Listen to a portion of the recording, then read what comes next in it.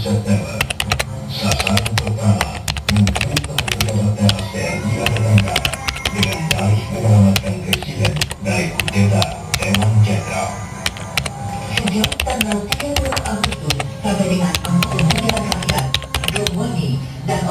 menghadapi masa lainnya yang berada di bawah naungan TKI, baik yang dikirim dari daerah maupun dari Jakarta, dilatih kemiliteran dengan dalih bahwa mereka adalah para sukarelawan yang sedang digembleng dalam rangka konfrontasi dengan Malaysia. Dengan alasan itu pula, TKI menuntut dengan gigi agar para buruh dan tani dipersenjatai sebagai angkatan kelima. Latihan-latihan ini dipimpin oleh oknum perwira Polri yang sudah digarap oleh TKI. Perwira ini juga yang memberikan sarana dan perlengkapan latihan.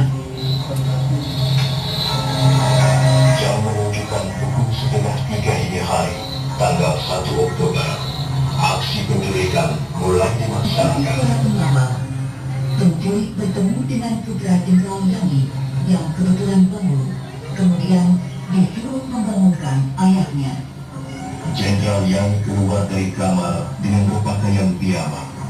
Salah seorang di antara penculik mengatakan bahwa beliau diminta menghadap Presiden. Jenderal Yani menginginkan mandi dan berganti pakaian, namun dilarang. Bahkan secara kurang ajar dikatakan, beliau tidak perlu mandi ataupun cuci muka.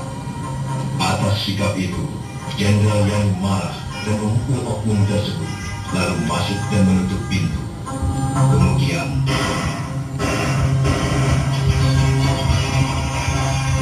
Jenderal Yani berlumuran darah, diseret keluar, lalu dilemparkan ke atas truk untuk diangkut ke lubang buaya. Jenderal Ahmad Yani meninggal saat itu juga.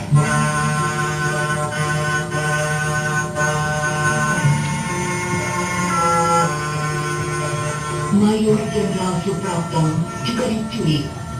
Dengan tangan terikat dan mata tertutup, beliau diangkut ke lubang buaya untuk disiksa dan dibunuh. Pada waktu penculikan, beliau hanya menggunakan kain sarung dan kemeja berlengan panjang. Ditemukan pula pecahan peluru yang bersarang di dada sebelah kanan. Sedangkan Mayor Jenderal M.T. Haryono diculik dan langsung dibunuh di rumahnya. Pada waktu penculikan, hanya beliaulah yang keadaannya sangat menyedihkan, karena beliau hanya menggunakan pakaian yang berlangsung, beliau masih sempat mengenakan pakaian dinas. Beliau kemudian dibawa ke lubang buaya dengan tangan diikat dan mata ditutup. Setelah mengalami penyiksaan yang keji, beliau lalu dibunuh. Dalam pemeriksaan, ditemukan pecahan peluru bersarang di kepala beliau.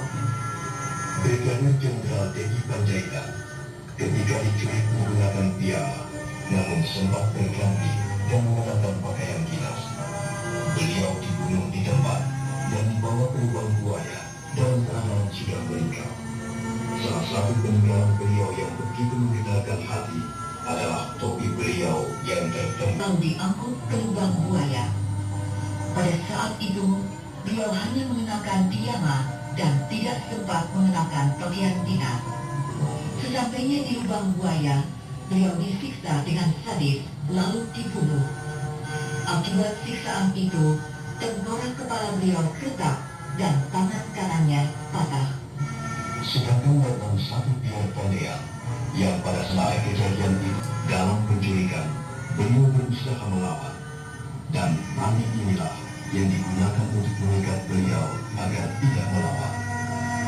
Keempat jenderal yang belum meninggal disiksa satu persatu. Akibat dari siksaan itu, tulang pangkal paha Jenderal Suprapto patah, betis kanan dan pelipisnya rusak, sedangkan tengkorak kepala Mayor Jenderal S. Parman retak serta tulang rahangnya patah. Seorang orang diseret lalu dimasukkan ke dalam sumur